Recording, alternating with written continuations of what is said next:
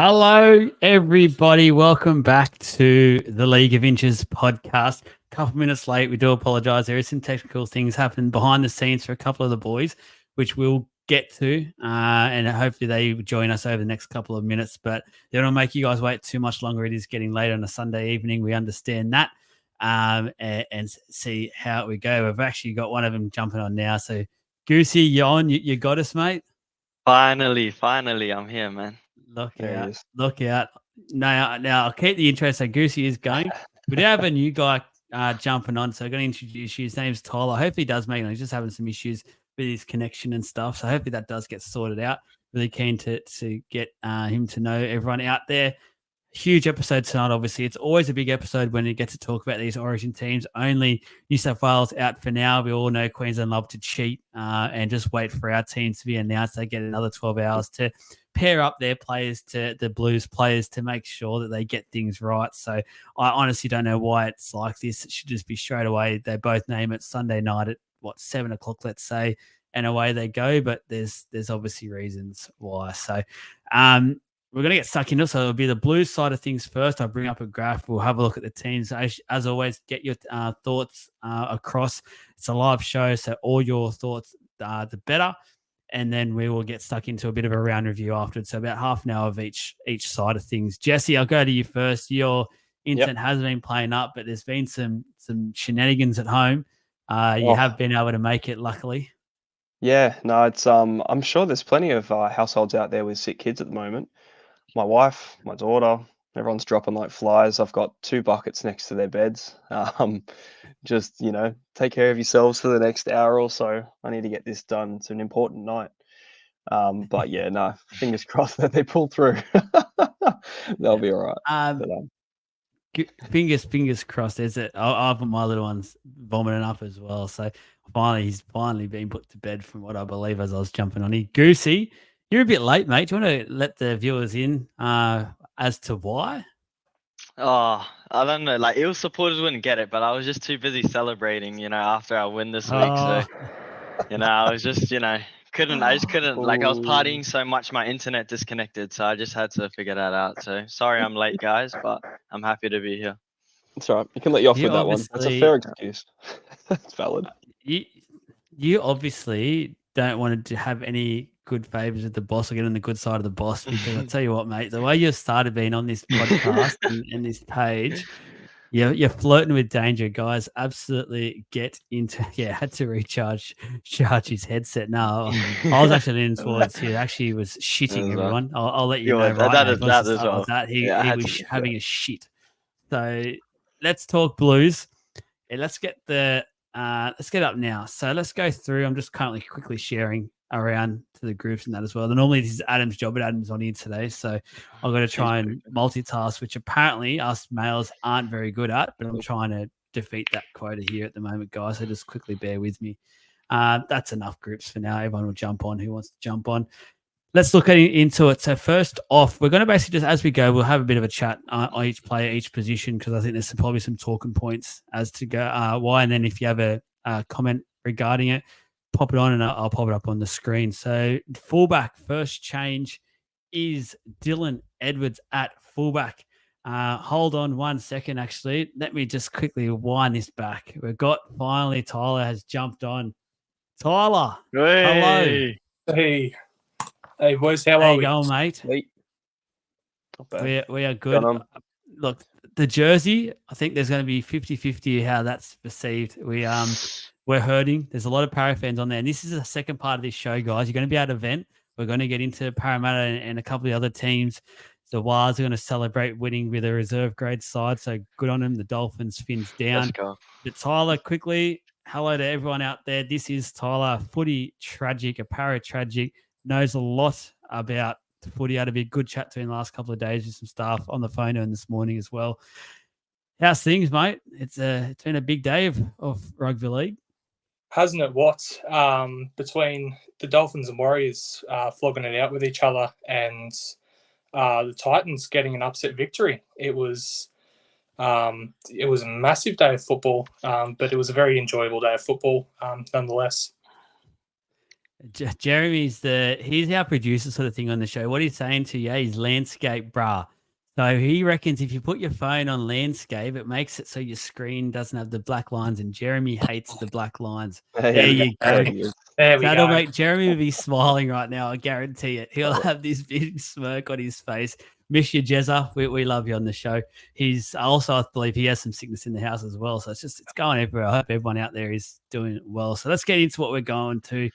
New South Wales Blues team. Well, it's the squad, but it's pretty much the team. They've named them 1 to 17. Fullback, Dylan Edwards. So the first big blow is James Tedesco, the captain of not just Australia, but New South Wales. He's out, drop. He's obviously fit, so it is a dropping. And Dylan Edwards, the form's been too hard to ignore. I think he thoroughly deserves this pick.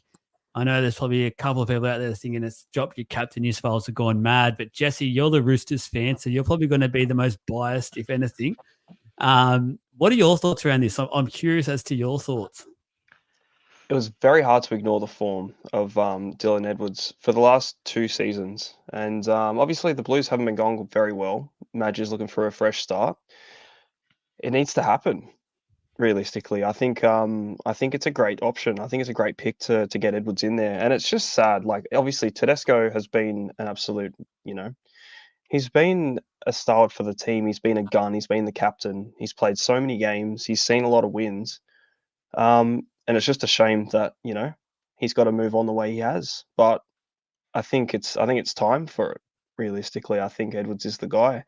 Whether or not you can make the argument that, you could put both of them in the side. We're pretty fond of getting a fair few fullbacks in there. Put Edwards on the wing, you know what I mean? But I think his peak is at fullback, and you sort of have to run with it for how it is. So I'm a fan of it. And as a Rooster supporter, I'm also a fan of having Tedesco for this period where we never usually get him. So, I think it's a bit of a win-win for both. Yeah, not bad. I'll take them both. It's been huge. Goosey is the Queenslander of this group, so I'm going to wait for him. Tyler, you're New South Wales as well, I believe. What are your thoughts around this one? Do you reckon they've got this one right, or would you have liked to see Tedesco still in that number 1? I think Tedesco's been past it from last year. I don't think he should have been in there last year based on his form, and also based on Dylan Edwards being consistent for Penrith every week in, week out. And Tedesco doesn't seem to have what he had before, kind of COVID. I would say that's when he dropped off. And I feel like Maguire's gone for players in form, which is a good decision. I feel like that's what State of Origin should be. You should be picking loyalty over form. You've got 3 games to win. It's not like a whole season where they have a chance to get better. If Tedesco does improve and Dylan Edwards gets injured or has a drop off in form, then absolutely bring Tedesco back in. But based on this season's form, I think it's 100% the right choice. Yeah, and look, Goosey, we don't give a shit what you have to say actually in this part of the episode. I could almost mute you and just put you away, but I want to ask you more so around this question. Is this the end of Teddy's rep career? This is from Brendan Grimer. Nah, 100% it's not. Because if you look at how the season's going, there's just injuries left, right, and center. Like, we never know. Like, Edwards could go down in like the first 15 minutes of the Origin game, and then you're going to have to reshuffle your back line, and then they're going to need Teddy in the next game. It's just like, obviously they need a player like me out there. Thank you, Shay, for the shout out, G. But how much are you paying him? Too much. Nah, but I think going back to the Edwards thing, I think he's the man for the job at the moment. He's the best in form, and having Tedesco as a backup, like, you can't go wrong. No matter who you pick, I think is a great top class player that's going to put like their body on the line. So I think no matter what you have, like Dylan Edwards or Tedesco was like a good decision. Yeah, I feel like the changing of the guards clearly happening is with the coach, with the staff, with a lot of this playing group, and I feel like this was the time you literally got to the point where you couldn't ignore Dylan Edwards. And I sort of was talking to Jesse off air about this. It sort of reminded me a bit of last year with Queensland with what's his? Walsh. How can I forget Walsh? So I know Ponga was injured at the time and it was coming back from that, and there was some question marks. It was still Kalen Ponga, but I think what happened was because Reece Walsh's form at the start of last year was so good, he was literally you couldn't ignore him. So I think this is the same here this year now with Dylan Edwards and the New South Wales Blues. You literally it got to the point. I don't think Teddy has been that bad this year. It's just the fact that Dylan Edwards has actually just been ridiculous. Like everyone thought not having Cleary would really impact him, and it's done the opposite. It's actually elevated him. So I'm actually more confident having him in this team now without Cleary in the team, and we'll see his potential. I think he's going to shine on this stage, and an early bold prediction from myself out there, and we'll get it probably on next week's Origin show. I would actually have him down as man of the series. That's my out there claim so far. I think he's going to light it up on this stage. And sort of to Jesse's point, I'm actually glad they didn't choose the Australian way and put him on the wing because he's an out-and-out fullback in my opinion, and that's the way we'll see him play his best football. Now, the wingers and centers, let's do this as a group because I think there's a couple that actually go in together as a conversation point. So the wingers, Brian To'o and Zach Lomax, and Stephen Crichton and Joseph Suaalii are the centres. Me personally, straight away off the bat, I'll just say I think Joseph Suaalii and Zach Lomax, I probably would have swapped. I would have had Lomax as my centre, and I think Suaalii plays better on the wing with his carries, etc. So I actually would have liked to see that. I'm not against it, but I just personally would have liked to have seen that change. So 100% given, and Stephen Crichton, I don't think you can fault that either. He's actually been quite good in his small doses he gets with the Bulldogs. They've started to go to his side a lot more. Finally, they've realised they've got a star centre in their team, and they're finally starting to use him a bit more, the Dogs. But I can't fault it. I know there's people out there that probably want to Josh Addo-Carr. I don't think he was in this category as these back line at the moment. And just the injuries that it pretty much got down to these were the four to sort of get chosen, I think, in my opinion. Tyler, I'll throw to you first. What are your thoughts on the back four? I think Lomax is a great addition. Putting aside 2025 bias, obviously, for our new signing, he's been absolutely killing it on the wing. I understand that he's not the fondest of playing on the wing.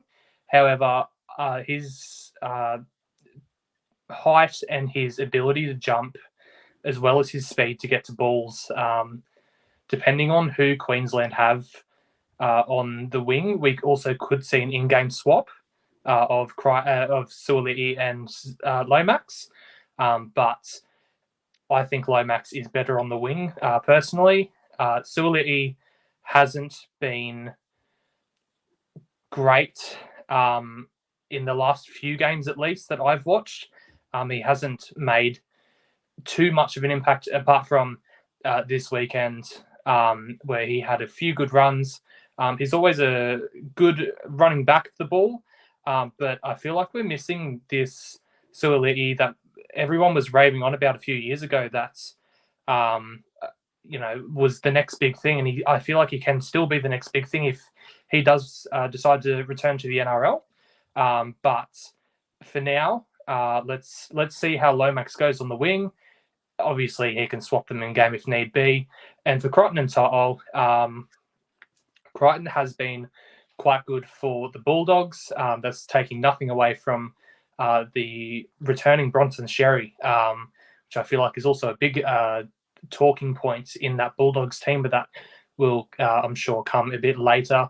And To'o's always a given in that Blues squad. I can't see how he would be dropped. And I feel like dropping Josh Addo-Carr based on his season last season, and especially the performances in Origin, he just seems to focus more on getting under players' skin rather than playing the game and getting the basics right.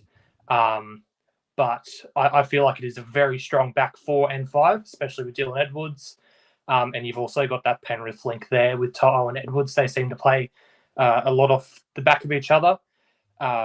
week in, week out. So there will be that link there. Yeah, no, I agree. I want to look, Goosey, you probably realised now. And first, actually, I realised when I pop in the comments up, it's actually cutting Tyler off, which I feel a bit rude for. I'm not doing it on purpose. It's just how I don't know how I can change that, but that's just how it's going. So apologies for that. Goosey, you know by now the pattern here. You obviously don't give a shit about us, so we're not going to go to you much. We're going I to got just one go comment. to you I at got the one end comment. for- Oh, okay, I'll Here go we then. go, I'll go go on. then. No, I got the end if you want. Now, I want to ask again, Jesse. It's your Roosters players getting picked on a bit here. I want to throw to you with this question first. So James has gone. Actually, no, sorry, it wasn't that one. Where was the question I wanted? I wanted the one regarding selecting someone who is leaving the sport. Here we go. Yeah. Paul one. Yeah. Paul's one. I would not have selected Sorry, come on. Suoliti. Don't reward someone leaving the sport. I've got my own opinions on this one, but what's yours? Look, if he's leaving the sport, he's leaving the sport. I don't think you can not select him based on that. If he was blistering form and he was leaving, you have to select him on that itself. I just wouldn't have selected him in general, personally. He wouldn't have been my center to pick. To Tyler's point, where you're talking about this Suwali that we, expecting to break out like he was a couple seasons ago. He only came in a couple seasons ago. He's done nothing extravagant. I don't know. It's probably an unpopular opinion.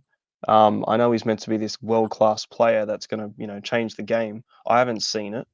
I've seen glimpses of, superstardom, which you can get from, a shit ton of players in this current, the way that the NRL's running at the moment, the amount of injuries, the amount of breakout players we get every, week showing up.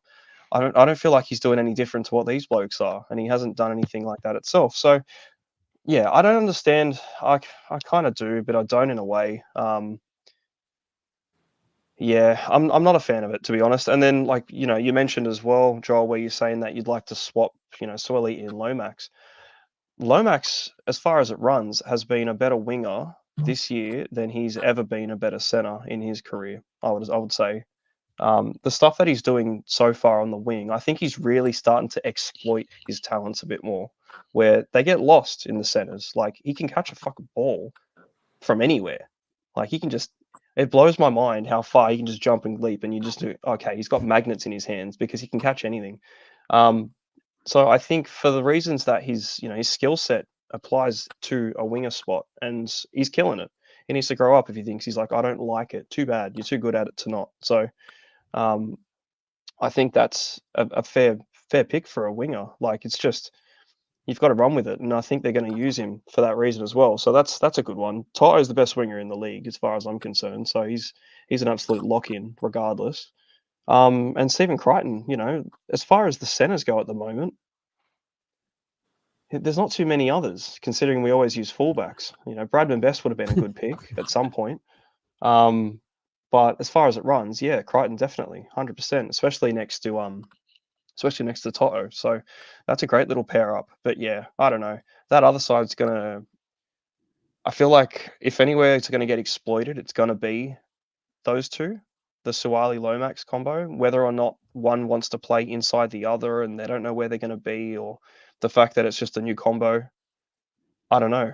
I'm a little worried about it as far as the side goes, but we'll just have to trust the boys. You know what I mean? Like, see how they run. But yeah, that's my thoughts on it. I'm not as far as the team's concerned, not my biggest fan selection. Those two, maybe Lomax, yes. Suwali, definitely not. Yeah, I'll quickly touch on the whole leaving the sport argument.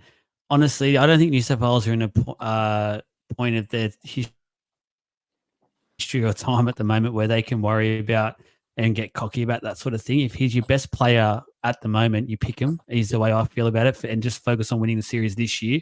That's what we need to do. So I don't give a shit if someone's leaving at the end of the year. It's sort of like if someone's retiring, do you just not pick him this year? We've got Luke Keary now as our 19th man. No one said anything about that. He's not going to be around next year. So that's not someone for the future. Wouldn't you rather a kid in there to get some time around the boys? But no one has said Bill about that. So I don't care if he's going to rugby, as long as he puts his best foot forward next Wednesday night for the Blues, plays to his potential, what we know he can do, then I'm all for the selection. If he's the best that we've got at the moment, I know there's questions out there about Jesse Raymond.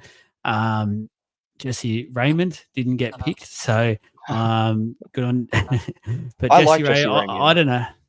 Yeah, you were a fan of Jesse Ramian. So I'm a fan of go that on pick. to that. Yeah, so we're talking Super about a coach. team picked on form. We're talking about a team. Obviously, it's very hard to look at this last game where they just got belted. But for the season, for how good Ramian actually has been this year, and consistently too, like he's always been pretty decent. I think with the amount of stocks that we've lost, I 100% would have preferred to see Ramian in that side than Suwali personally. But yeah, he's been good.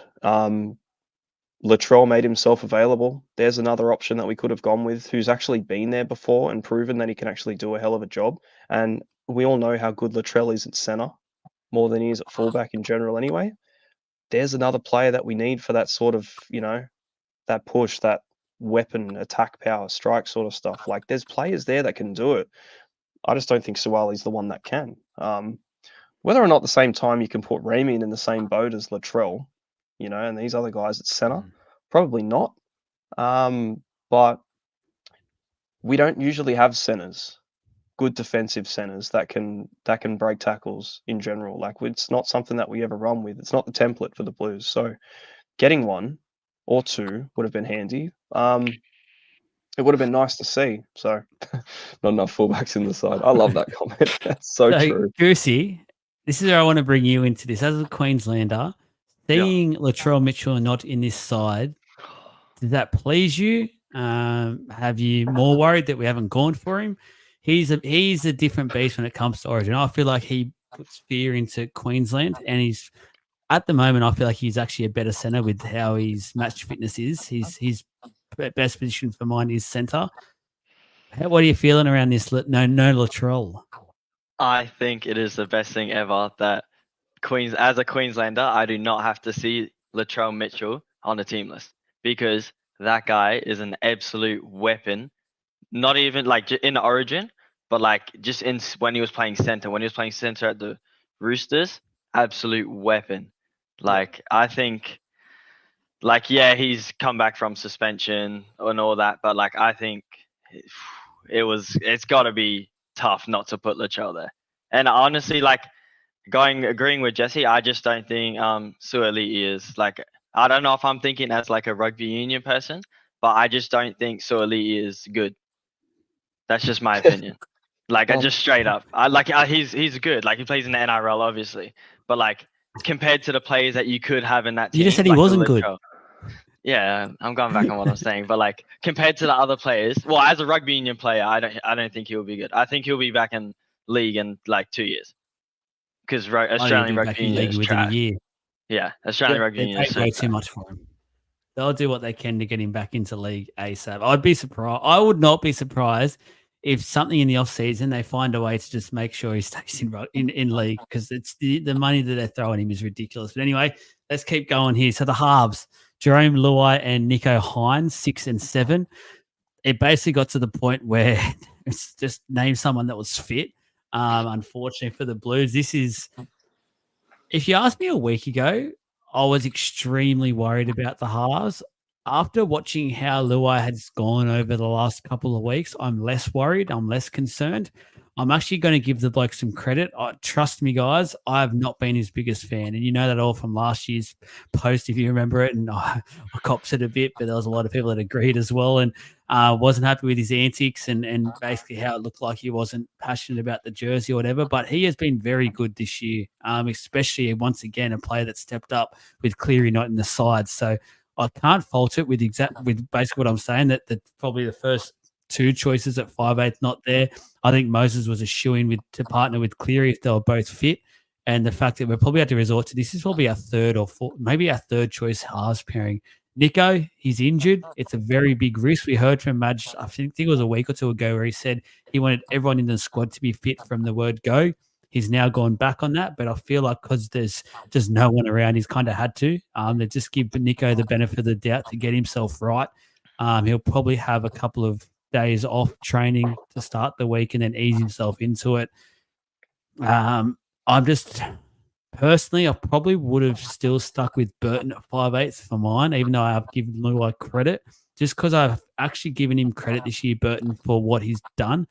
I've always said I don't think he's a 5'8", but he's actually proven me wrong this year, and I think he's stood up as that 5'8" for the Bulldogs, and I would have liked to see him play that.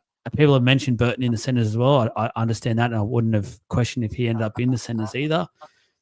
Jesse, the halves pairing. I feel like it's one where everyone's a bit about it, but it's like when you think about it, we haven't had much anyway we could pick.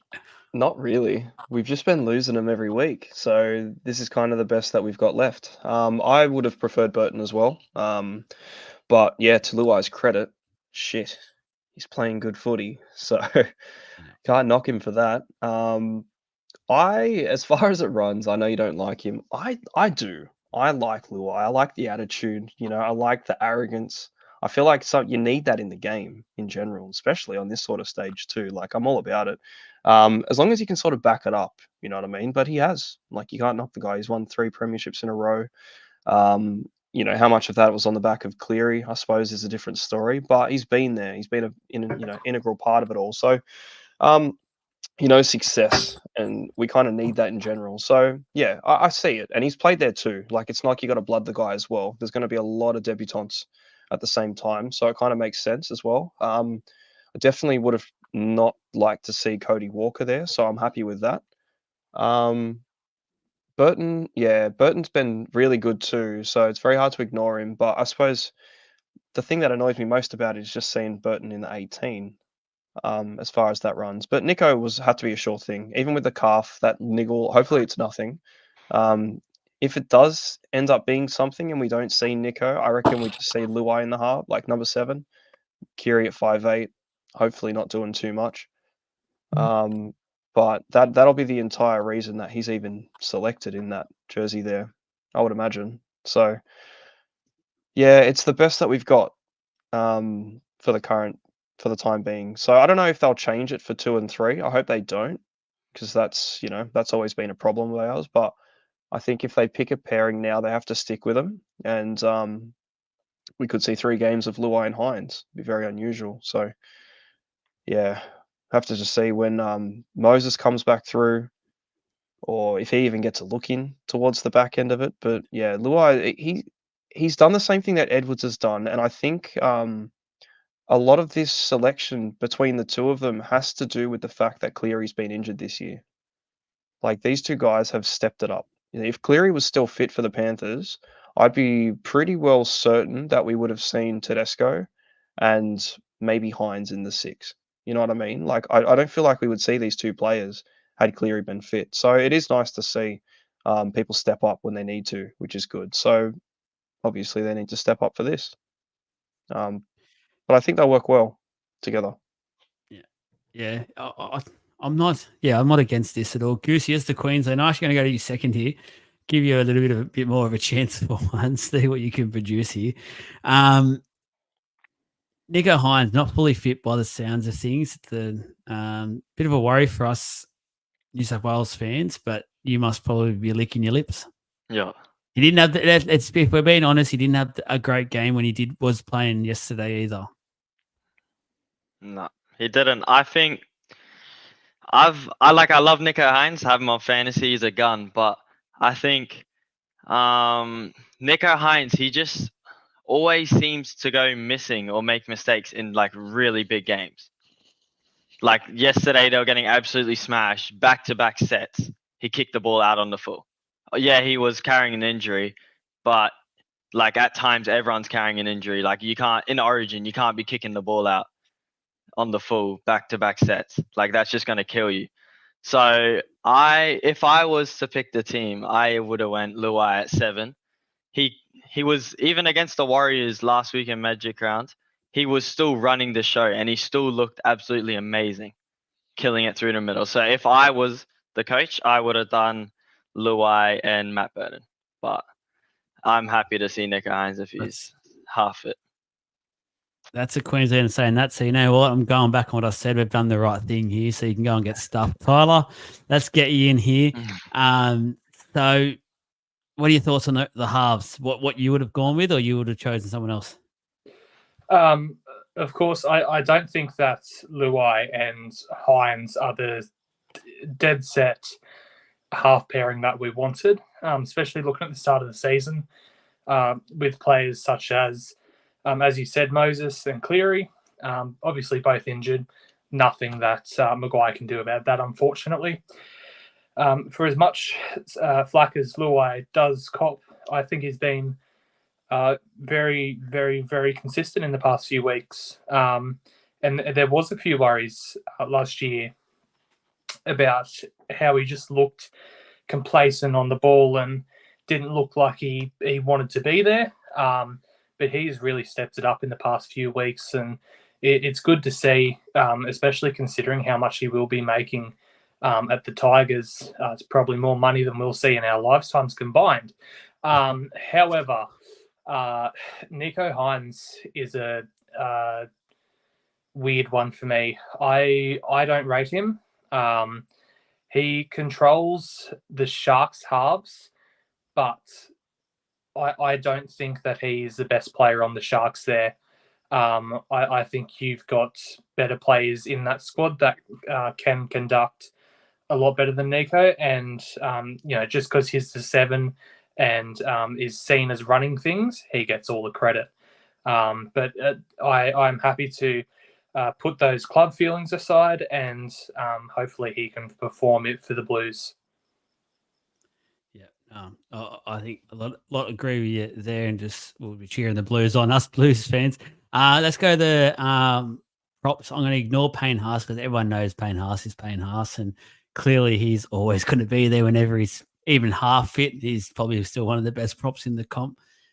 Jake Trbojevic. Now, I have always pretty much had him in my rolling team, and I know a lot of people out there have actually bagged me for it because I remember how he performed in Game 3 last year, and to me, he typifies State of Origin. If he was a Queenslander, he would literally be one of the first picked, if not the first picked, every single game. That's just the type of player Queensland love. I'm not against him getting picked.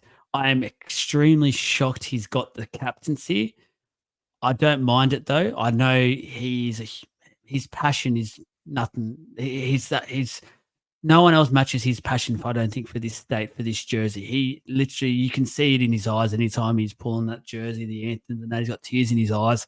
It's great to see. He would try his backside off for this state, and that's what we need to see players doing.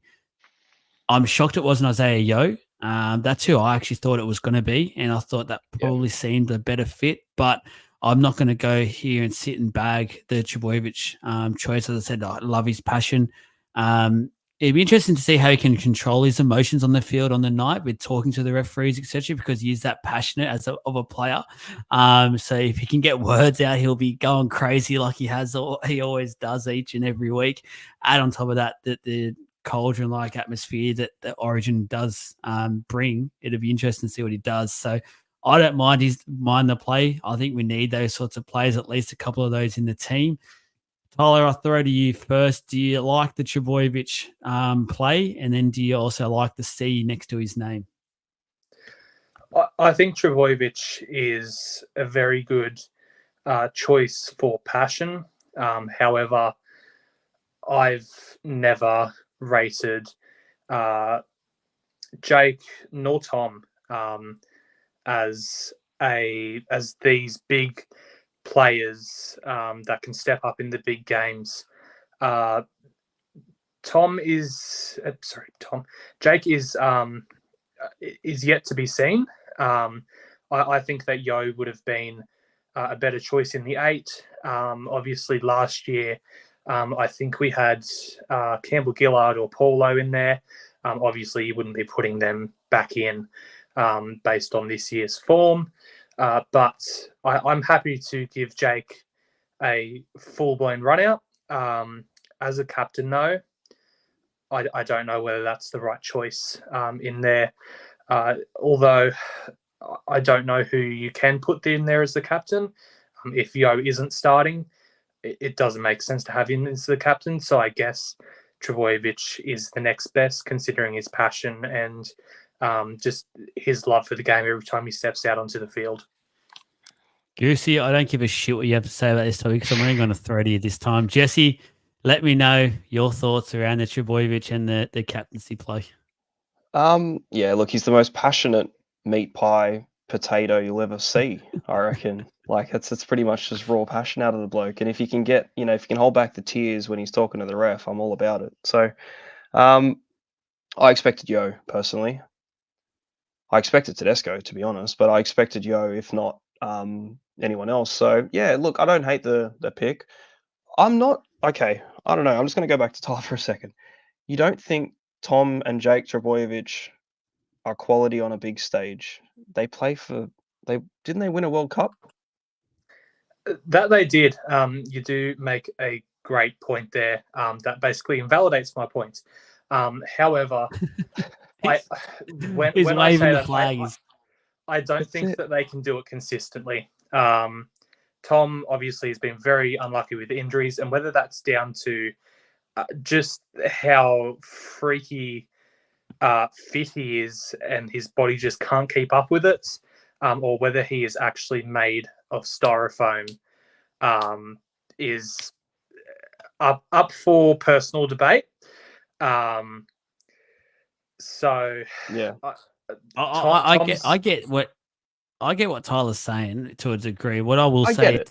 Yeah. in regards to that is, if Turbo was fit at the moment, and even if he was just continually playing how he had started the year, I reckon he would have been picked, and I reckon Queenslanders would have been freaking out about it because they know what he can produce on the stage. He's done it at centre before. He's won man of the matches. I think he either won man of the series or was very close to it. That year he started and got like 5 or 6 tries in the series and was just doing it on his own.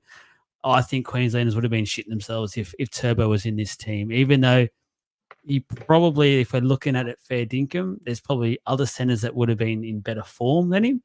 Just him at that stage would have scared him, I reckon. Yeah. I think when you get to Tom Turbo as a ceiling player, as an absolute elite of the game, he's one of those, he just holds a spot. He walks into it. Forget that Yeah. you've got actual centers that can, probably be better centers than he can. I think when you're trying to fit that sort of level of talent into a side, man, you can't look past the talent of Tom Trbojevic and Latrell Mitchell. And I think when you need to fit a His team body together, scares the shit out of me as you well. that's the thing. That's the only thing that holds him back. Like if he was as fit as anyone else, if he had the motor that Dylan Edwards has, you'd be thinking, holy shit, like this is generational talent, and you got to lock him in as far as it goes anywhere. So, it's the only reason he's not there is because he's injured. I would say he walks in any day of the week. But yeah, look, Jake's going to put out 150% every single minute of that game. So that's kind of what we wanted out of it too. Payne Haas is an absolute given. Not too much to think about on his end, but yeah, I like the props, man. I really do. I think they're probably the best two that we could probably run with at the time. I'm glad that there's not Junior Paulo or Campbell Gillard floating around like there always seems to be. I would have been probably pretty pissed off had I seen Paulo's name pop up, but I'm glad I didn't. Yeah. So Jake Turbo, happy to see it. And the captaincy, yeah, good on him. Good on him. We're trying to split this show up to become a round review as well, but we're going too in detail with this blue side. It might just end up being a Blues review. There's quickly, guys, there is some rumors floating around about the Queensland side. It hasn't actually officially been released. I'm continually refreshing the Queensland Maroons page, and nothing's coming up yet. There's lots of rumors out there. Apparently, Fafita has missed out, which I am shocked about. Cobbo's actually, I've seen Cobbo's on the bench, so I don't know what's going on there, but if it is released while we're on this show, I'll try and find a way to get it up and talk about it. If not, tomorrow night, probably around the same sort of time, we might do a Queensland squad chat as well, because I think it'll get released during the day, and obviously we're all either working, etc. We won't be able to get to it. So see what happens there. Joel, the Queensland team probably won't drop until 10 a.m. about tomorrow. We won't be able to do that, but we'll hit something up probably tomorrow night. So we'll keep going with this. I know you guys love the more in detail stuff anyway. That's always what you've said you've loved about the page. So we'll continue what we're doing. If we get to the stage where we can only do like 10 minutes or so of round review, we'll just quickly probably point out the Eels and talk about how much they suck. So can I make one comment? Because we are getting come on.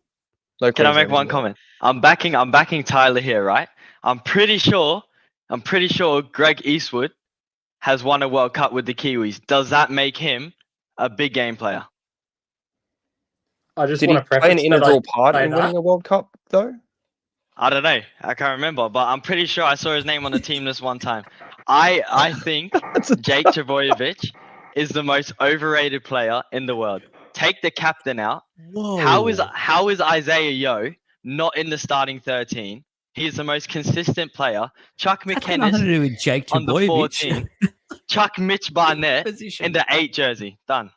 You win. Okay, You I'll win the just- series. No, I'll give it to hang you. on. I'll Hang give it on, to hang you. on, hang on. Here we go. This is where it's actually the truth. His biased here isn't towards Jake Trbojevic. It's behind the fact that he's Cherbro, Mitch Barnett didn't make the side, which he's filthy about. Which really, if you're going to I'm put club filthy about it first, too. you should be happy he's not in the team because it just means he's a bit fresher fit for your He actual deserves it. He club deserves side, it. the Wars. But He deserves it. we'll get to Isaiah Yo. Just don't jump the queue there, mate. That's your first strike as well. So you're late today. Then you want to try and push forward before we get to somewhere. And then you want to bag out our captain. I don't know who Yeah. you think you are. You're literally going to drop the most, the biggest impact forward the game has in David Fafita, and you want to try and bag us, mate. You guys are an embarrassment to your state. I'm So crying. I'd I'm calm crying. your farm. We're getting. Don't get Jesse going either. He's fired up at this time of year, so he'll go off soon. I'll tear shreds. Honestly, The I'm sorry. I'm hooker. looking down. I want to. Look, fucking, there's a fucking possum right next to my window here. Oh, Scared Hey, the shit out of me. I talk was just like, what is this? He's looking that in my must be house. Jake There we Trbojevic go. just popping up. That's why we're live. Yeah, it's he's a little heard robo possum. Goosey. Yeah, I just Winner. want to The say that I hooker. never compared Jake Trbojevic to Greg Eastwood. That was not what I was going for, Goosey. It is lovely that him on I the just read show. your mind. But Hookers. no, that's My favorite topic. Let's get League into of it. Inches. We love to talk about hookers here. We normally finish on hookers. I know there's a lot of times there with Supercoach we're finishing with the hooker. We are not this time. We're actually halfway through. We're onto the Oh. hookers. So Not finishing on hookers. get out there to the number 9s. Reece Robson gets the choice here. I'm not against this at all. Let me actually say, League of Two. Yeah, someone's getting the jokes here. It is late night edition as well, so we could just take off with that. I don't mind Reece Robson getting the choice here because Joey Lussick. Yeah. Joey Lussick. I'm gonna bring that up. Yeah, he's robbed. He should just be heart and soul. He should be the captain as well. I like Reece Robson getting the picked. I'm going to go out and say something extremely controversial. You talk about overrated players, and I actually think Api Coruscant, how highly he's rated at the moment, is overrated because I don't actually think he's been that great. He's been in a side who has been diabolical now for a number of years. Ever since he's got there, he's been the focal point of that attack. He's been the main guy for that team. And I actually think that makes him look a bit better than he is actually going. So his body, apparently, his back has been playing huge tricks on him as well. So I'd question if he could even get through an Origin game at the moment. I think Reece Robson's the much safer play. And I don't mind it at all. The one thing I would have questioned was I actually would have had Cam McInnes start, but in the number 9 jersey. I would have had him play the first 20 or so, and then Isaiah Yo can start with that lock jersey, and then have Reece Robson come on after about 20 minutes when the game's got a bit of fatigue in there. Not having that utility player on the bench at the moment is a bit of concerning. We will talk about the bench soon, but I don't mind Reece Robson playing that hooker role. Goosey, here you go. You can start me here. That's your first Reece strike. Robson, You move. is he? Oh, mate, you're getting thrown off this in a second. Don't ever call out the boss. That's your last warning. Where your hooker is Reece Robson the play? Is he the one that has you most worried? Do you want my honest opinion? No, it's not Reece Robson. It's Wade Egan, obviously. But obviously, he's a little bit injured, so we can't have the GOAT Wade Egan in the squad. God. Honestly, yeah, I think Reece Robson's just a man. Like, for that Cowboys team, he's just like their rock. He's the 80-minute man that can do you the job. He puts his heart on the line every single minute of that game. You having McInnes, he's not a utility, as in like he's starting at 13, but I think he will sub off and then become a utility if you need for Robson. So I think that's good having it there. I think with Api Coruscant in his backs, you can't take the risk on that. definitely not in big games like Origin. And then who's the other one? Wade Egan, Robson. Yeah, I think Damien Robson's Cook's been flicked. Oh, Damien Cook. Yeah, no one cares about Damien Cook. Gee, Rabbitohs suck. He's done nothing for That's them. it. He got dropped. So Well, that's it. There's He's a no one centre else. now. yeah, that's it. It's exactly. It's just He's a Robson. centre. He's a Yeah. true centre. Nah, Robson's the man. Tyler, you can go first here. Reece Robson, was he your choice? Reece Robson was my choice. I want to echo what you said, Joel. Api Coruscant, he's been average, and there's just no other way to put that. In a dreadful Tigers side, and I don't know whether this has happened in the more recent game. Your number 9 being your main attack is questionable, is what I'll say to that. And it's really reflecting on just trying not to step away from the Blues here, but it is reflecting on the latter how poorly Api Coruscant is, in leading that attack and starting those attacks. He's a good hooker, but he's nowhere levels of Reece Robson, nor is he an 80-minute hooker, which you need for Origin. I don't think that the double hooker is the way to go for New South Wales. I know it does work for Queensland sometimes, as much as that pains me to say, but it's not the choice to go with Api. I think Robson was the correct one. Yeah. Goosey, can you confirm or deny you're currently playing FIFA? Unfortunately, It would explain some of your outlandish statements. Unfortunately, I'm not playing FIFA at the moment. He's shit at it anyway. Jesse, Reece Robson, here's your play for you, or I know you love him. We've loved him from the start of the year, where we both wanted him for Supercoach and just for some reason went other ways. Yeah, stupidly. I drafted him in one of my leagues, so I was on him there. But yeah, no, he was my hooker for it. In the modern game, obviously, there's very few 80-minute hookers left anymore, and he can do it. As far as it runs, if you're looking statistically, he's been the best hooker in the comp. I think it's just not much of a. I don't think there's really too much to delve into when it comes to picking Robson as the main guy. Realistically, you look at the setup for the Queenslanders, they've got Ben Hunt, and then they bring Harry Grant on. I think that's a bit more of a luxury position because you're playing with basically a halfback, a hooker, and then you can put a hooker on, and then your creativity just explodes because you fucking got halfbacks everywhere. But with our one, obviously, we're going to be probably going for that Robson. I don't know if he spells the whole 80. He probably can if he needs to, but providing he doesn't need to, you expect McInnes to play that role. He did for years anyway. So Yo comes into that spot, and then they just do this little rotation, and that makes sense. Like it covers a spot on the bench. You're not having to worry about just straight swapping hookers like for like, and there's not much flexibility elsewhere. We saw Damien Cook go into the centers last year, and it made no sense. So, yeah, easy pick. I think he's done the right choice too, especially when it comes to injury concern. Obviously, I can mimic the last two boys. Talking about Api Coruscant's back, I just don't think he's done enough this year. So, talking about some players that have done enough, especially one of them, the back row, Angus Crichton and Liam Martin are in the side. That's for mine a great back row. Angus Crichton has just been phenomenal. I just want to give credit to him personally. Obviously, what everyone knows, it's been well publicised what he went through, and to get back to the player he is now, I'd go out and say right now he's the best back rower in the competition, and that is a huge credit to him because he could have easily gone away and become just he's already achieved everything in the game. There was no need for him to come back to the level he's now got himself to, but the fact he has, huge credit to you. Liam Martin's a bit of a concern for mine, actually. After hearing yesterday that his hamstring, it was an injury that he came off with, it doesn't look great for him. It's definitely going to be, it's going to make him obviously not train the first couple of days, not being fit. But the thing that pretty much puts me at ease is the fact that we've got Olakau'atu and Hudson Young both on the, both my lights have just died. Great live podcasting here.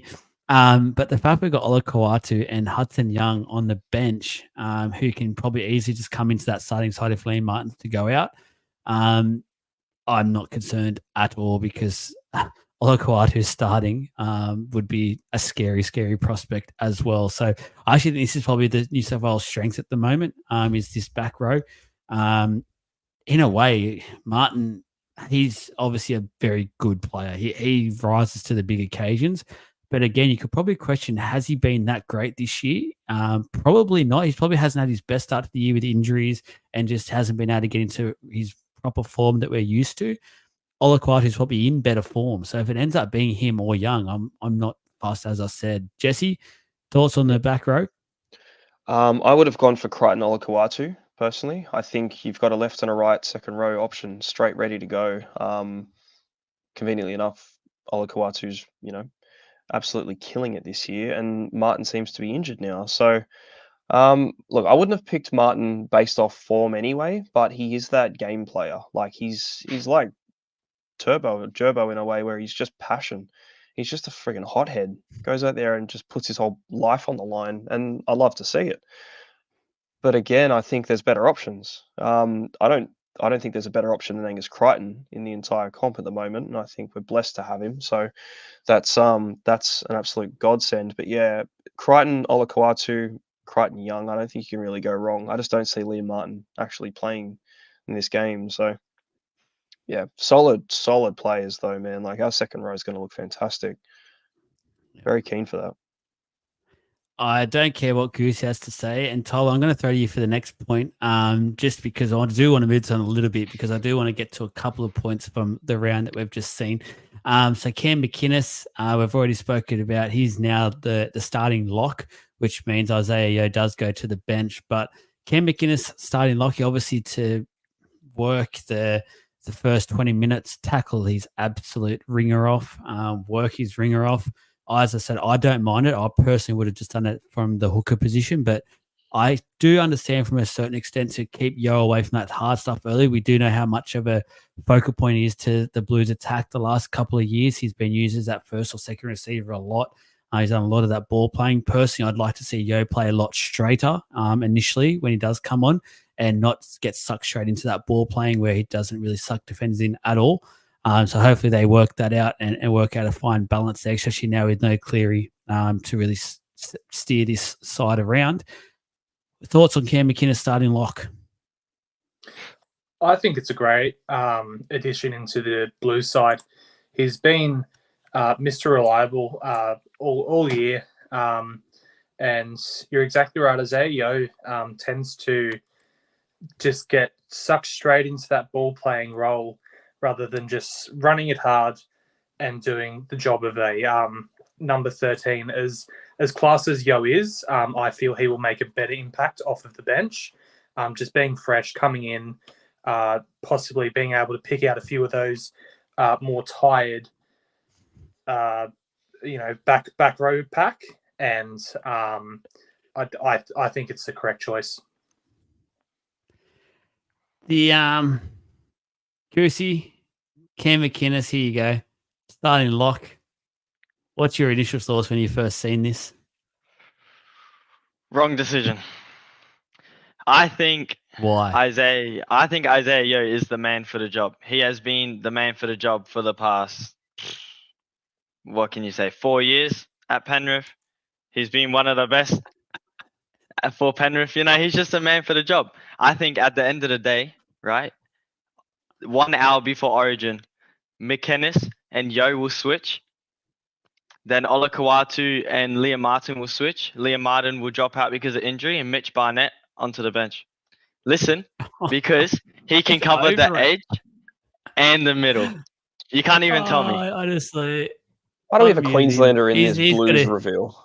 I've muted him, guys. Sorry about that. He's got to get over this Mitch Barnett thing. He's there. He's around the squad. Just chill.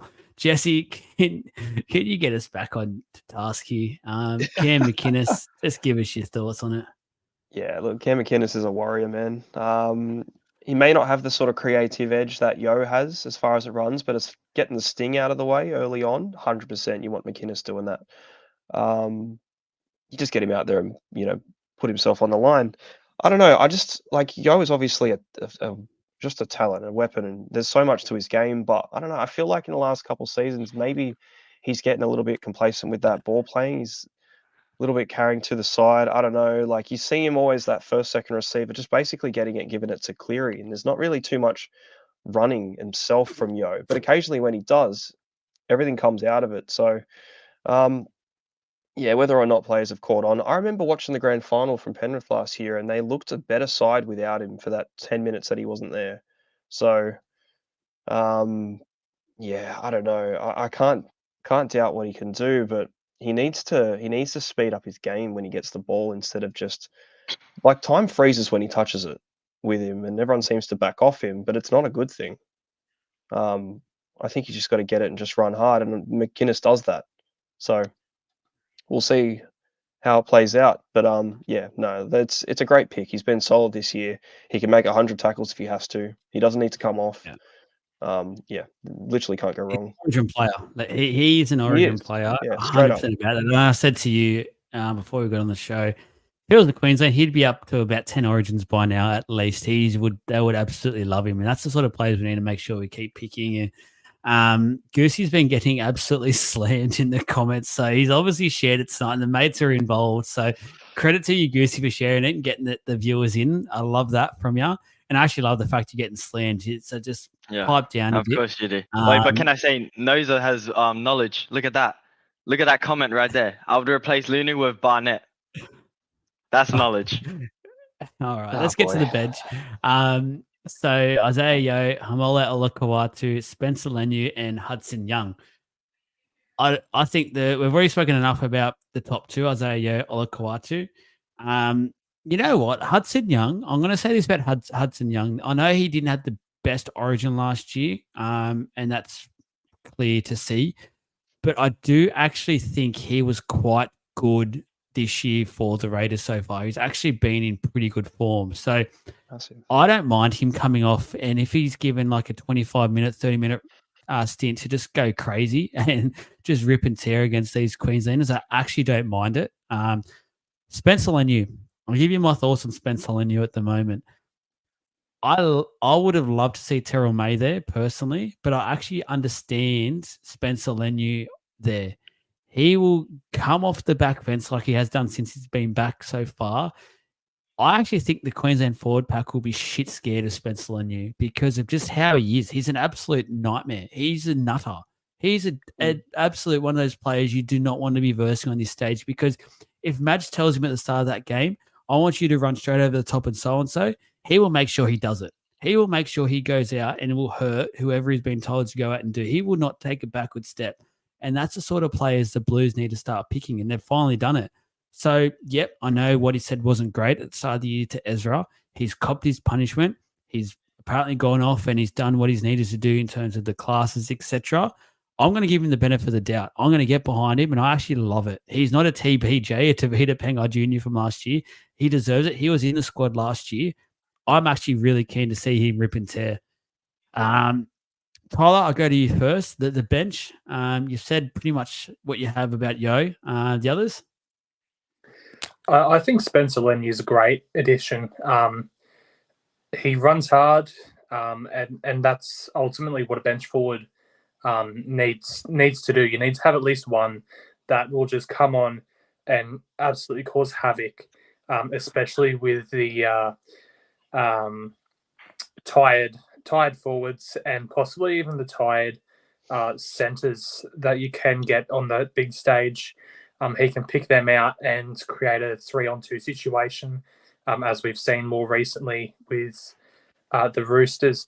And Hudson Young, he did again. He's like Cam McInnes. He's Mr. Reliable, and he's always in and around. I feel like sometimes he does need to take a little bit of a step back from the referees. But that's more passion and not wanting to watch complaining for 80 minutes more so than anything. Yep. You know what, producer? This is a comment and a half. I actually think we need to introduce this a 5-minute mute or something, and someone can just have a bit of a break. So Yeah. But we'll look into that. That could be a brand new addition to future shows. Goosey, all I want to ask you about Spencer Leniu. Does he scare the shit out of you or what? Absolutely. That guy is an absolute nutter and a beast. And him coming off the back fence, like you're gonna have to put at least like 3 or 4 people to take him down because that guy ain't stopping that late drive, and it's ridiculous. As you said, he took it. He did his time, and for what he has done. But I think a great pick from Madge, and he's gonna prove to be an absolute weapon in this Origin side. Yeah. Jesse, he's one of your men. Obviously, you've had your say about what happened, and I'll tell everyone right now, and everyone probably remember the show. You were filthy. You weren't happy at all, and you wanted him to be rubbed out for as long as possible, type thing. And he's back now. I actually would go as far as saying he's been pretty much phenomenal for you guys since he's come back. So, what are your thoughts around, especially his selection? I think because I know what you're going to say around the others. So, focus on Spencer. Yeah, so obviously, when Spencer got suspended, I was pretty filthy about it because he had only just started with the Roosters. Like, it wasn't like he'd been there forever doing great stuff. He just started, and he started off and put a mad sour taste out of it. A lot of people's mouths about it. And yeah, fair enough. He got suspended for a long time, and now he come back, and he's redeeming himself massively because he has to. If he come back just playing average, whatever, it would have been like, okay, this guy's been gone for ages, and now he's doing shit. He's come back out of the gates and he's flying. So, like, props to him. I think the selection for him is smart. When you look at Edwards, To'o, Crichton, Luai, Liam Martin, he's played a lot of good footy with all of them in a very successful manner. So he's very familiar with it. Bench specialist as well. Don't expect more than 20 minutes out of him, but I expect the most rapid 20 minutes we'll ever see.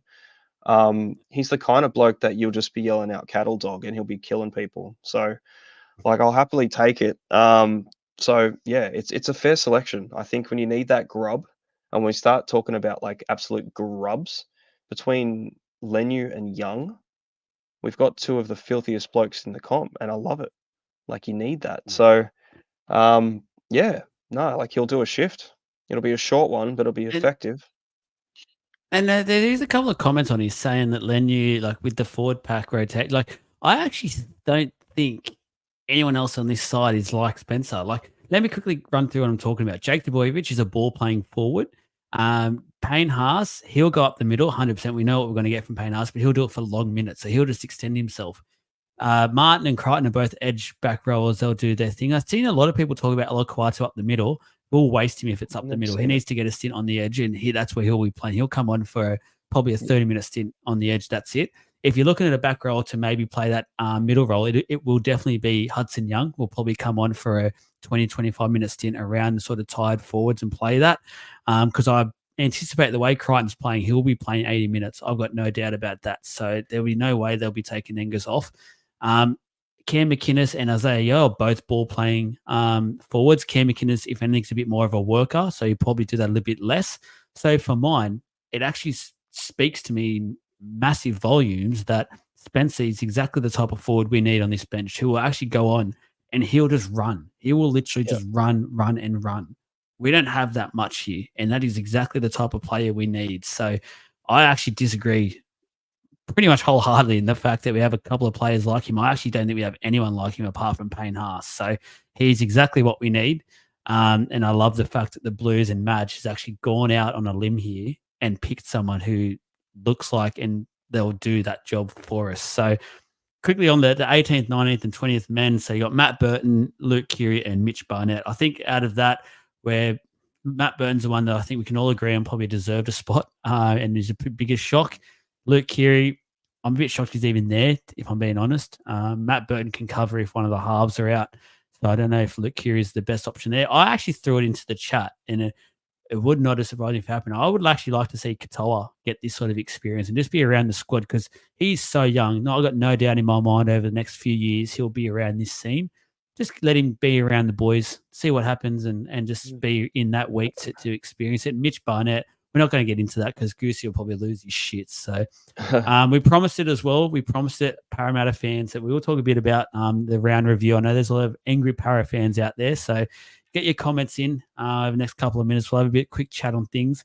Tyler's the new Para fan we've got on the page, who we've not heard any of his theories around things or his thoughts.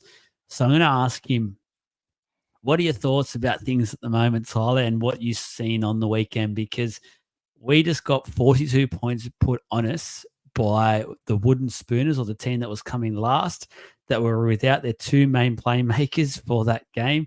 Lost their 5'8" in Whiten at halfway through the game.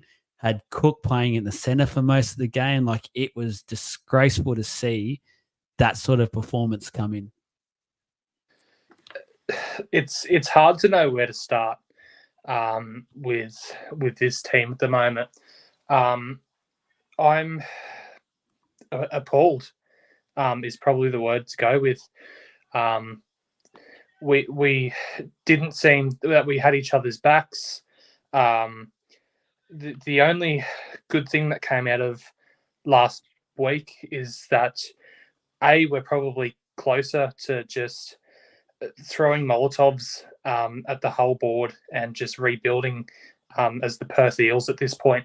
And also benching Joey Lussick. He is a player. The more that I watch him, it makes me want to dip my head into a pool and not pull it back out. He is a painful player to watch. And it just seems like that we're paying all this big money for nothing. Whether a few years back we were broke and we couldn't afford 50 to 100K more for Marnie, or obviously Niokore was always going to go back to the Warriors. That just seems to be a trend with a lot of the Kiwi boys. They either go back to the Warriors or go to the All Blacks, and Goosey's just unmuted himself, which I'm sure will worry me as well as the chat.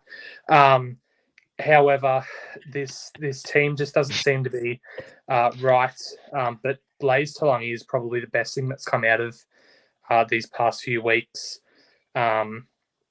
He has been absolutely phenomenal, and we need to throw the checkbook at him to make sure that we do not lose a player such as that, because our player retention at the moment is quite frankly a joke. I don't understand how possibly we can be making, or supposed to be making, all this money, which is being thrown around in a lot of conversations that I've seen online, and not have the resources to re-sign people or tempt people to come over to the club. Unfortunately, people such as Mike Acevo, his time's up. Sean Lane, he has never been the same since he got injured and was too busy making a documentary in the off season than trying to get back to his best. And I think that left a lot of Parramatta fans wanting him out of the team. And we seem to have a forgotten bloke in the New South Wales Cup that we did sign from the Bulldogs, Matt Dury. He has been ripping it up for the past few weeks. They're on a 4-game run. I don't know why we're not calling more people up from there. You've got people such as Dory, Sanders, that should just be staples in that team. Unfortunately, we don't have many wingers at the moment, with Dunster out. Even though Dunster couldn't even get a look in when Brad was in charge. I'm unsure as to what Dunster said to him after a game, but he just never seemed to even have a chance of getting picked again. Well, Lumi's Lumi. I don't think he's top grade class, and there's a reason that a lot of teams have just let him go. And we seem to be this team that just picks up the scraps and is happy with it. From the 2009 grand final, for a few years there, all we heard was, yeah, it's great. We made the grand final. We'll be back there in a few years. And it took us back until 2022 to be there. And it baffles me how good of a squad we can be one week and flip it around the next. It's like we've celebrated too hard all week, and just got absolutely ruined on the weekend and have not got over the hungover of a win.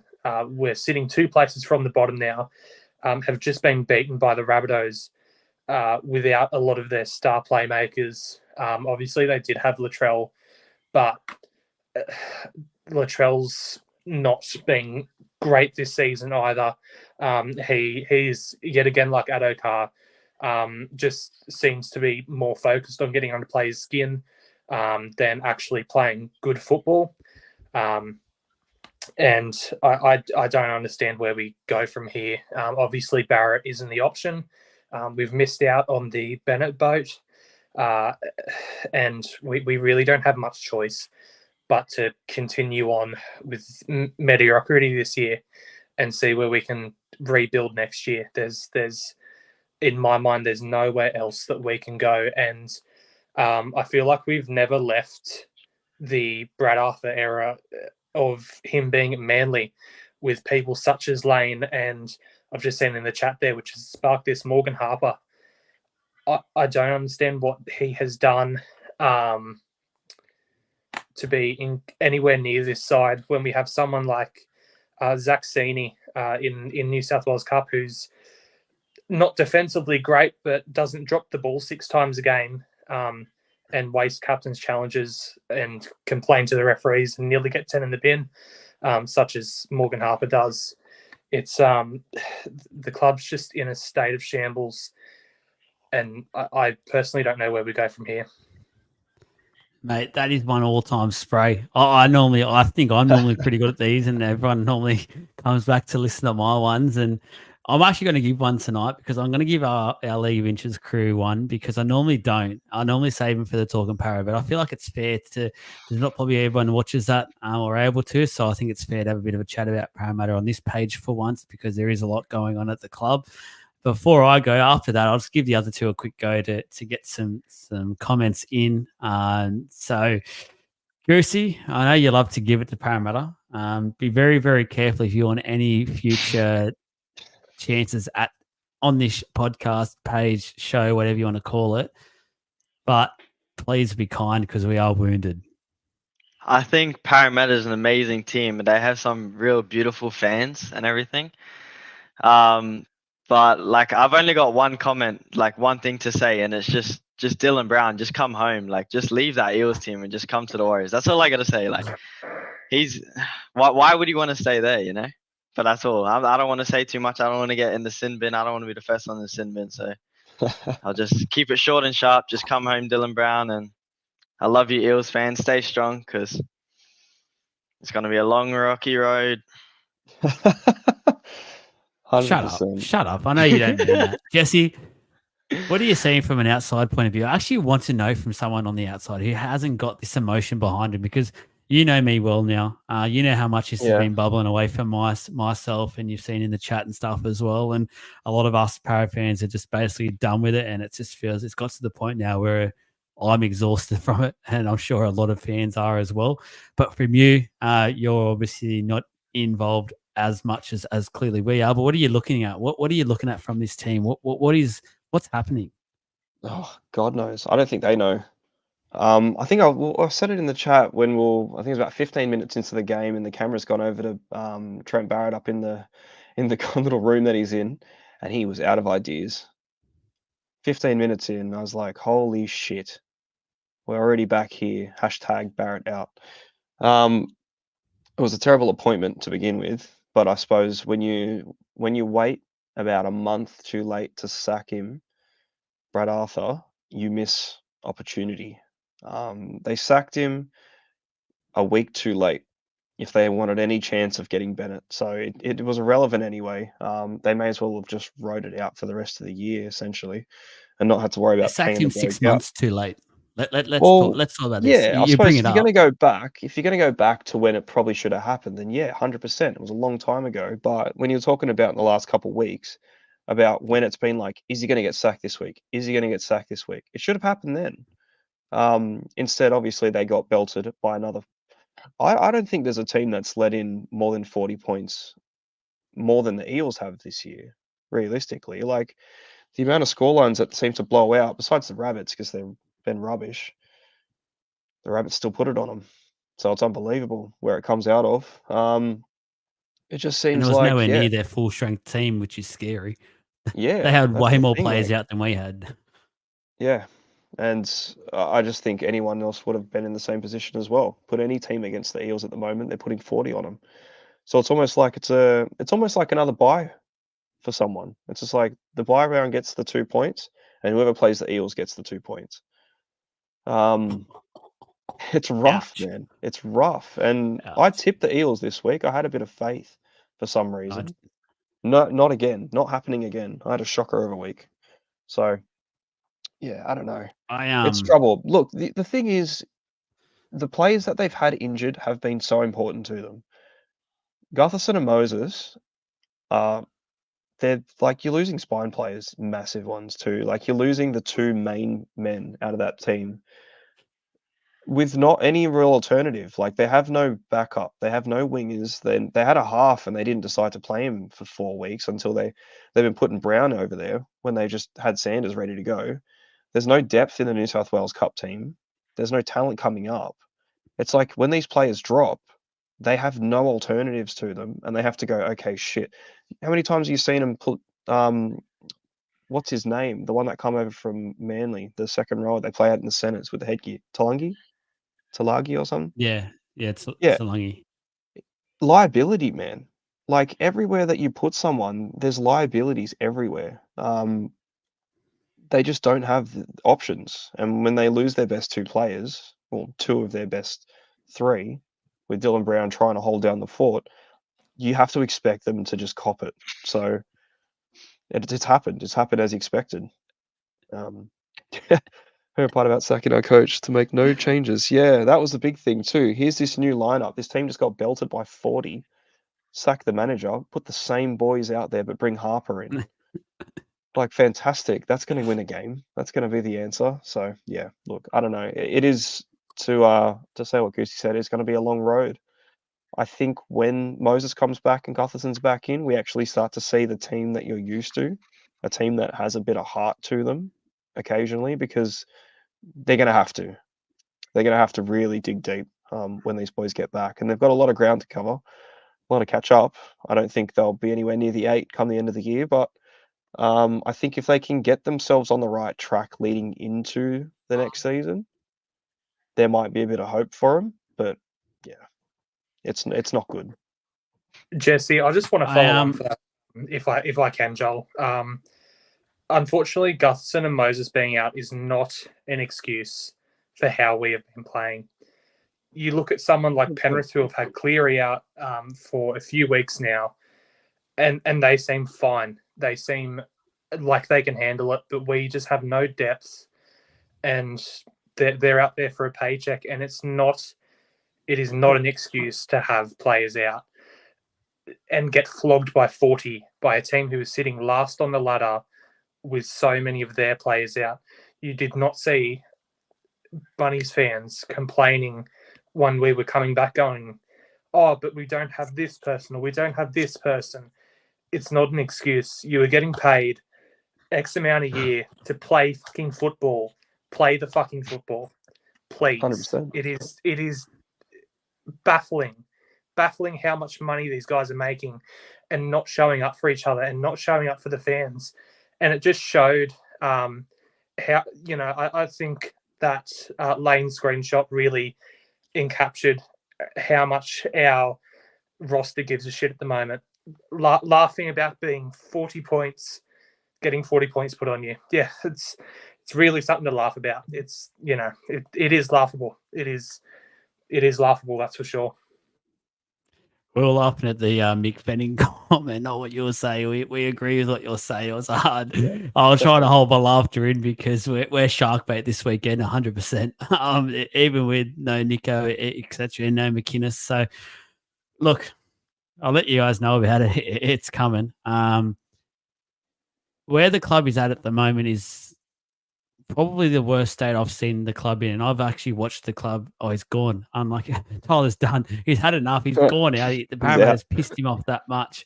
The thing is, his phone might have died. I think it was on his phone. He might have died.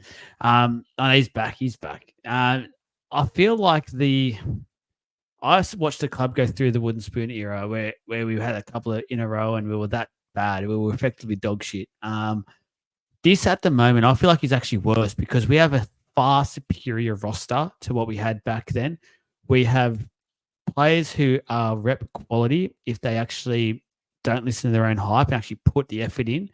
And there's that E word that does my head in because Brad Arthur went on about it for months on months and months. It's all you ever heard from him. When every time we got beat, the effort was there. Oh, no, the effort was there.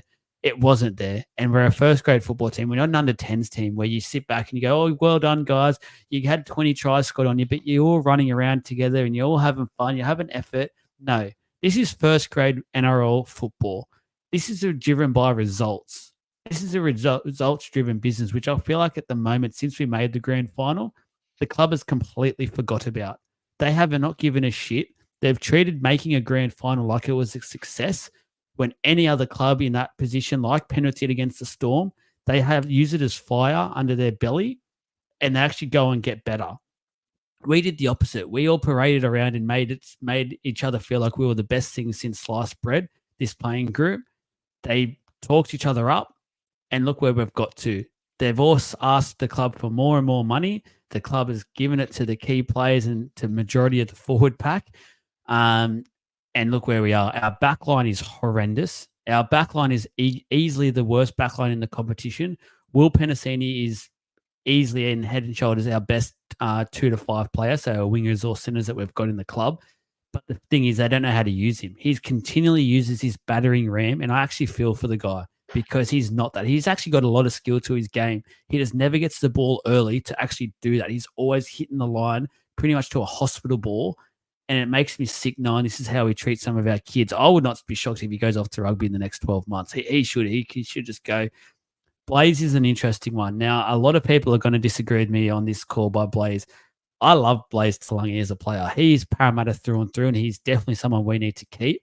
But he has a hell of a lot of work to do to his game, and I'm talking more so defensively more than anything. He has been found out a lot so far, and that's okay. I'm not going to criticize him for it, but we've got to be very patient for him. There's cause to say as soon as Gutho's back, put him straight to center and let Blaze keep going. I'm not for that, especially this year at the moment. I do agree with blooding him. He's got to have some chances in first grade. I'd probably blood him more so at centre this year and let him just continually get some taste in first grade that way and let him have some touches of the ball and then go. Because I think people forget how good Gutho is defensively with this team and talking and organising the defensive line and getting them working. So that's Gutho's pure strength. And the high ball, he wouldn't drop that ball that Latrell put up the other night. Gutho swallows everything that basically comes to him. And Blaze still that's a huge weakness in his game. And that's fine. Again, he's very young. There's no pressure at all on him. But that's just something we've got to, as fans, be patient with. Blaze will be a gun. I promise you that. Whether that's at this club or not, he will be a gun. It will take him a year or two to get to that level, though. So we've got to be patient with him. So the club needs a huge rocket. The club needs the biggest shake-up it's had in basically since its inception, if we're being brutally honest. And I'm talking from the head, from the top down to the bottom to the playing group. So a lot of the board needs to go. They've got a lot to be accountable for. The playing group, I'd piss off majority of this playing group. It's a shambles at the moment. Their attitude towards this club is disgusting. The past players and that you see the Ray Prices, the Peter Wynns, Sterlos, you see all these players who have put their absolute heart, soul, and body into this club. You see how they can walk around now. Some of them can hardly walk. Some of them can hardly put sentences together now because they've done that much for this club. And you see some of these players now and how they treat this club. I think it's disgusting. Lane shows up and look, he'll hate me saying something like this, but he only shows up anytime he's off contract. It's a proven fact now. He's done it at 2 other clubs in Manly and the Bulldogs. Whenever it's the contract year, he'll actually put something up into a bit of effort in there. Apart from that, he goes missing.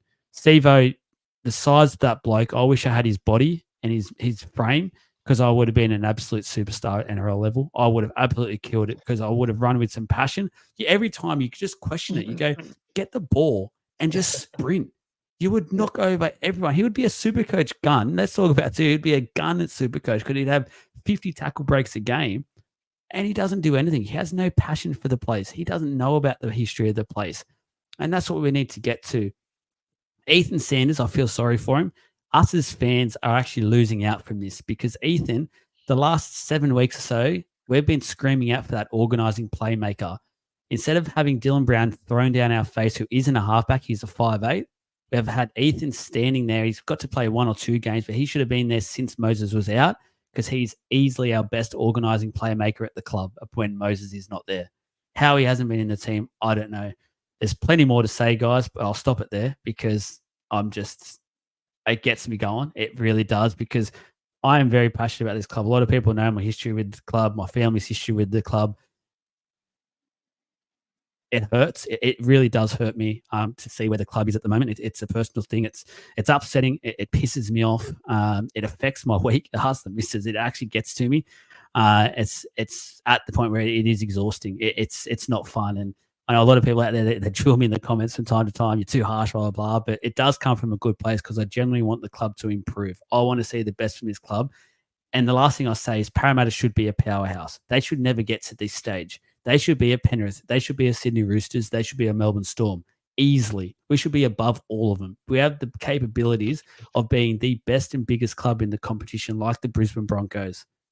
We've got to get there. We've got to get the right people in the right places and get there. So, Goosey, we've got a couple of minutes to wrap this up. I'm going to let you quickly go on about the Wars.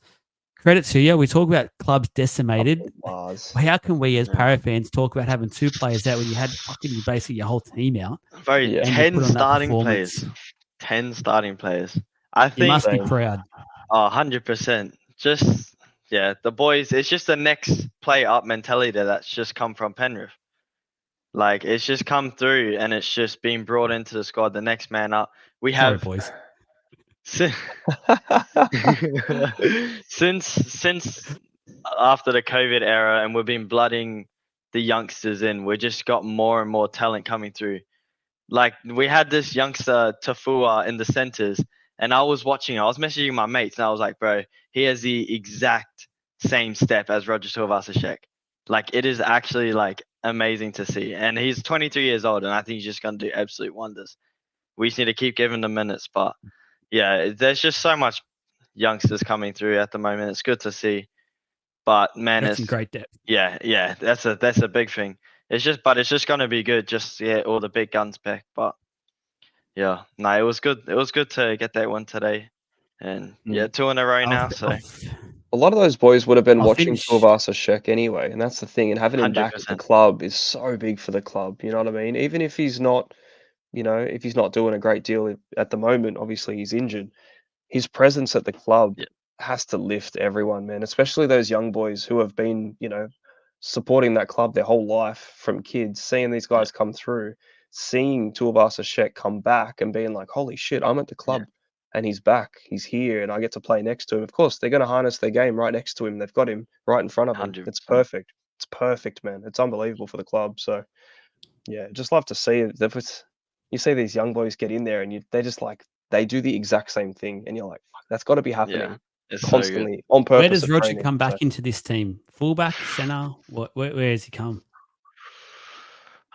Honestly, like we have so much depth. It's actually hard because if I'm being honest, like Roger's not playing fullback, and Chance Nickel-Klossak's not playing fullback. If I'm going off that one game against Penrith with Tane Tuapiki, he is my fullback, and it's just hard because where do you play Chance? With Metcalf injured, you play Chance at 6.